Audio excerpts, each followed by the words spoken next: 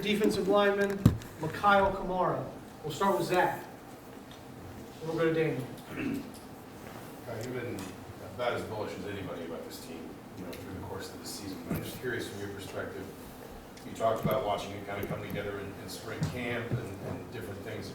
Was there a moment for you, or maybe a handful of moments, when you looked around and whatever it was that kind of triggered it, you just thought, all that ambition, all that belief, now I know we can do it, now I know we are a team at that level, whether it was something you saw behind the scenes or the way you guys played the game, just a moment when all that kind of slid in place? I think it was kind of like the way we started interacting with each other in the locker room.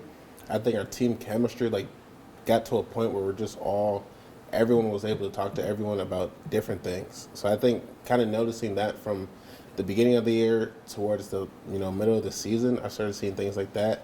And then most importantly was seeing the way that we were all able to lock in, right, during practice, lock in during games, and just be able to be very communicative with each other. Especially seeing that from the JMU perspective, my freshman year, and just seeing different levels of chemistry, different levels of team camaraderie. Seeing the way that we started to come together in the middle of the season, I think that was the biggest turning point. We'll go to Daniel on your left and then Zach B. Yeah, it almost feels like you manifested this, almost. I'm curious, how much of a manifestation or a mind over matter player are you? I'm big into manifestation, but more importantly, big into religion, right? So I feel like the more and more you talk about things, the more and more you talk to God about things, those things will start to surface itself. So that's just kind of the way I've lived my life, especially when you come from a place where you don't really see a future, right? The only way for you to see that future is for you to manifest it and talk to God about it, right? So that's kind of always been my thing. All right, we'll go to Zach B and then Mike. Yeah, Mikail, how special will it be for you guys, specifically as a defensive line group, to go through this college football playoff, however many games you guys play, and how special will it be to know that you're going out with this group that you've been so successful with this season? Oh, it's going to be great, especially with Coach Kuntz, him, coming from Notre Dame. This is a big moment for him, and then just going forward, it's big, especially us proving ourselves to every single, scout, every single, beat writer, everyone that's ever said that our D-line is not the best D-line in the country. Just continue to prove it, prove against Notre Dame, and then go out there play against the SEC team and just show it on every single level. That's something I'm excited about. We'll go to Mike on your left and then Seth.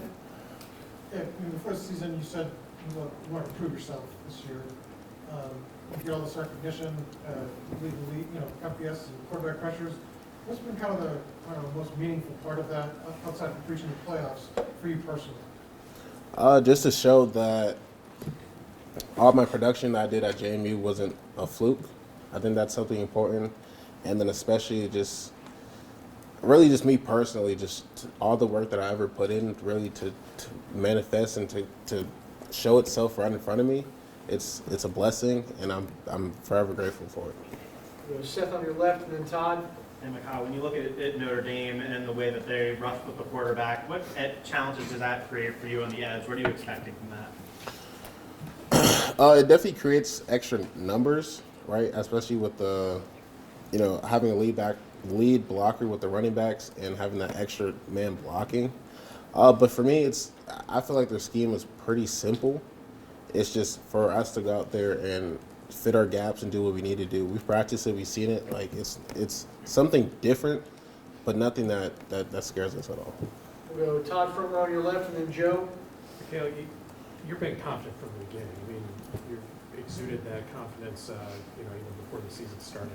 Where does your own personal sense of confidence come from, and when did you start to feel that was the right way to kind of express yourself as a football player? Just kind of going back to the other question, the confidence kind of comes from God, and then the second piece of it is the work that I put in that no one really sees. So when you work your butt off every single day, you kind of understand that not everyone works the way that I work, not everyone works the way that my teammates work. So that confidence kind of shows itself in games, shows itself in practice, and just continues to bubble. And then once you see the results show, that confidence just skyrockets. We'll go Joe front row on your right and then Pete. Notre Dame, a very good rushing team, mobile quarterback. What are you trying to prove in this game, being one of the leaders on that defensive front?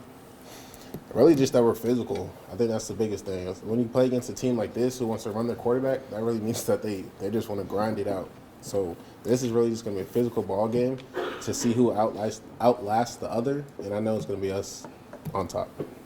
Go Pete and then Ravi. I'm just curious, would you describe your play as playing with intensity, with rage, with joy? I have this vision of like a weightlifter getting ready to lift a max, and they start screaming and stuff, especially like a key play third, you got to get the stop. How do you approach that? You know, it's kind of all of the above. Depending on the situation, it calls for different things, but I think it all starts for me is just playing this game with so much joy and passion, right? Once you start from there, you know, you run out the tunnel, you're screaming, you're excited, you're getting your team pumped up, and then those key plays, you know, 4th and shorts, goal lines, that's when you're like, all right, I got to muster up and bring on what are demons I need to attack this offensive lineman. But just, it really starts with just having fun and understanding that this game can be taken away from you at any moment. So you got to go out there and play every single play like it's your last. Go Ravi, front row right, and then Will. Yeah, you got All-American honors. Fisher did, Hans did, Bork's top-rated QB in the playoff for Football Focus. Those are guys who came from, you know, different levels, lower levels, as everybody likes to say.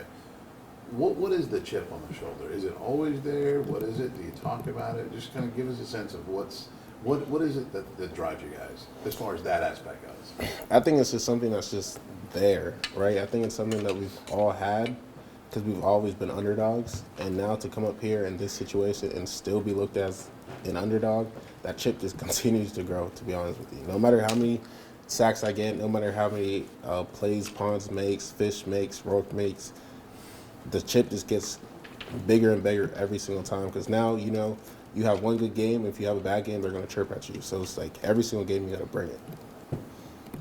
Go Will, second row on your right, and then Jack.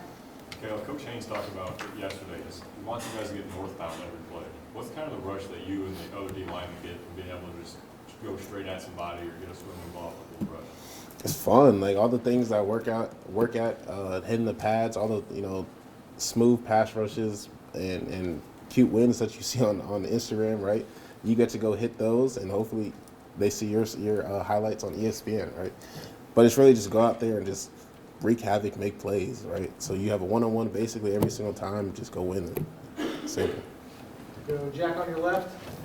Yeah, Mikail, how would you sort of just explain your process of watching film of an opposing offensive line? Like, do you try to key in on like your specific matchups? Do you try to watch the group as a whole, like find tendencies? Can you kind of talk about that? So I kind of go based off of formation. So I go off, you know, formation tendencies. What do they like to run? Are they in this formation? Are they run heavy or are they pass heavy? Do they like gap scheme? Are they zone scheme type of team? You go from there, and once you start to understand the scheme, then that's when you start to analyze the player specifically. You know, are they high hands, low hands?